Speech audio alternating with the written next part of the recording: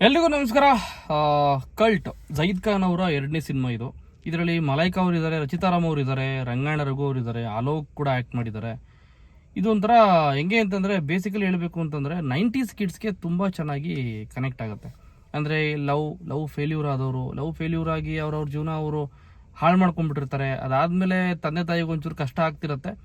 But ಎಲ್ಲೋ ಒಂದು ಕಡೆ ನನಗೆ ಅನ್ಸಿದ್ದು ಈ ಸಿನಿಮಾ ನೋಡ್ಬಿಟ್ಟು, ಈ ಇಂಥ ಲವ್ ಸ್ಟೋರಿಗಳು ಸಿನಿಮಾ ನೋಡ್ಬಿಟ್ರೆ, ಅದ್ರ ಲವ್ ಫೇಲ್ಯೂರ್ ಆಗಿರುವಂಥ ಸಿನಿಮಾಗಳು ನೋಡ್ಬಿಟ್ರೆ ನಮ್ಮನ್ನು ಹಳೇ ನೆನಪುಗಳೆಲ್ಲ ಕಾಡ್ಬಿಡ್ತಾವೆ. ನಮಗೆ ಹಳೆಯ ಲವ್ ಸ್ಟೋರಿಗಳು, ಬ್ರೇಕಪ್ ಸ್ಟೋರಿಗಳು ಇರ್ತಾವಲ್ಲ ಗುರು, ಎಲ್ಲರ ಲೈಫಲ್ಲೂ ಇದ್ದೇ ಇರುತ್ತೆ.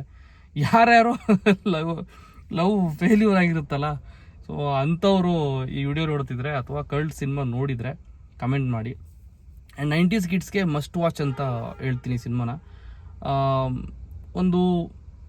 ಈಗ ಒಂದು 2-3 ಶೇಡ್ ಇದೆ ಅಂತ ಹೇಳಿದರು ಜಯೀದ್ ಖಾನ್ ಅವ್ರಿಗೆ. ಅಫ್ಕೋರ್ಸ್ ಇದರಲ್ಲಿ 2-3 ಶೇಡ್ ಇದೆ ಜಯೀದ್ ಖಾನ್ ಅವ್ರಿಗೆ. ರಚಿತಾ ಅವ್ರಿಗೂ 2 ಶೇಡ್ ಇದೆ. ಆ್ಯಂಡ್ ಈ ಸಿನಿಮಾಗೆ ನಿಮಗೆ ಮೇಜರ್ ಟ್ವಿಸ್ಟ್ ಕೊಡೋದೇ ಕಿಶನ್. ನಿಮಗೆಲ್ಲ ಗೊತ್ತಿರೋ ಹಾಗೆ ಬಿಗ್ ಬಾಸಲ್ಲಿ ಬಂದಿದ್ರು ಕಿಶನ್ ಅಂತ.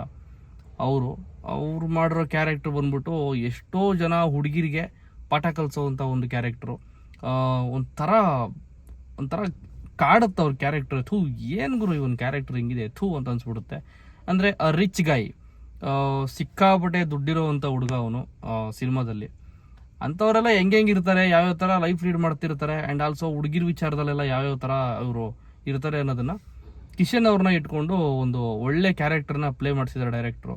ಆ್ಯಂಡ್ ಅನಿಲ್ ಕುಮಾರ್ ಅವ್ರು ಬಂದ್ಬಿಟ್ಟು ಇದ್ರ ಹಿಂದೆನೂ ಅಷ್ಟೇ ಸಾಕಷ್ಟು ಸಿನಿಮಾಗಳನ್ನ ಮಾಡಿದ್ದಾರೆ. ಉಪಾಧ್ಯಕ್ಷ, ರ್ಯಾಂಬೋ ಆ್ಯಂಡ್ ಇನ್ನೂ ಮುಂತಾದ ಸಿನಿಮಾಗಳನ್ನ ಮಾಡಿದ್ದಾರೆ. ಆ್ಯಂಡ್ ಈ ಸಿನಿಮಾ ಬಂದ್ಬಿಟ್ಟು ಈಗಿನ ಜನ್ರೇಷನಲ್ಲಿ ಹುಡುಗರು ಹೆಂಗೆಲ್ಲ ಹಾಳಾಗ್ತಾ ಇದ್ದಾರೆ.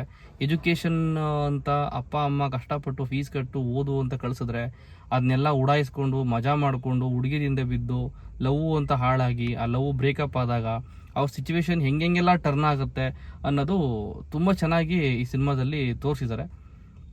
ನನಗೆ ಇಷ್ಟ ಆಗಿದ್ದು ಕೆಲವೊಂದು ಸೀನ್ಸ್ ಅಂದರೆ ರಚಿತಾರಾಮ್ ಅವರ ಎಂಟ್ರಿ ಆಗಿರ್ಬೋದು, ಅವರ ಡ್ಯಾಡಿ ಕ್ಯಾರೆಕ್ಟ್ರು.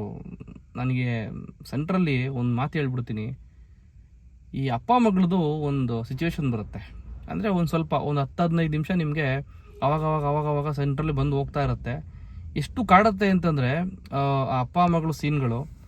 ಈ ಅಪ್ಪ ಅಮ್ಮ ಇಲ್ಲದೇ ಇರೋರಿಗೆ ಅದ್ರ ತೂಕ ಗೊತ್ತಾಗುತ್ತೆ, ಅಪ್ಪ ಅಮ್ಮನ ವ್ಯಾಲ್ಯೂ ಗೊತ್ತಿರುತ್ತೆ ಆಲ್ರೆಡಿ. ಬಟ್ ಸಿನಿಮಾ ನೋಡಬೇಕಾದ್ರೆ ಖಂಡಿತವಾಗ್ಲೂ ಆ್ಯನ್ ಎಮೋಷ್ನಲ್ ಡ್ರೈವ್ ಅಂತಲೇ ಹೇಳ್ಬೋದು.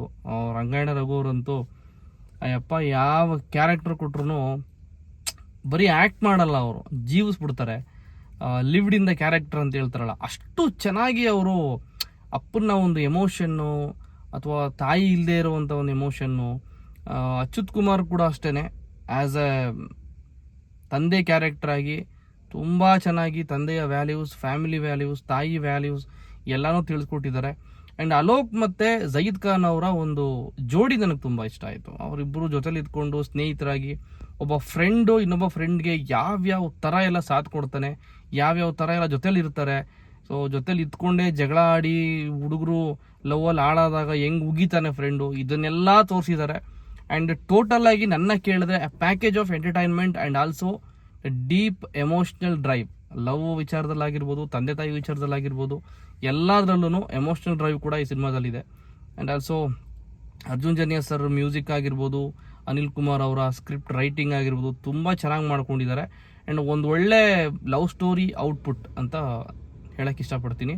ಆ್ಯಂಡ್ ಈ ಸಿನಿಮಾನ ನೀವು ಇನ್ನೂ ನೋಡಿಲ್ಲ ಅಂತಂದರೆ ನಿಮ್ಮ ನಿಯರೆಸ್ಟ್ ಥಿಯೇಟ್ರಿಗೆ ಹೋಗಿ ನೋಡಿ. ಇವತ್ತು ರಿಲೀಸ್ ಆಗಿರುವಂಥ ಸಿನಿಮಾ ಕಲ್ಟ್. ಮತ್ತು ಇನ್ನೊಂದು ವಿಡಿಯೋ ಸಿಗ್ತೀನಿ ಅಂತ ಹೇಳ್ತಾ thank you, take care, bye.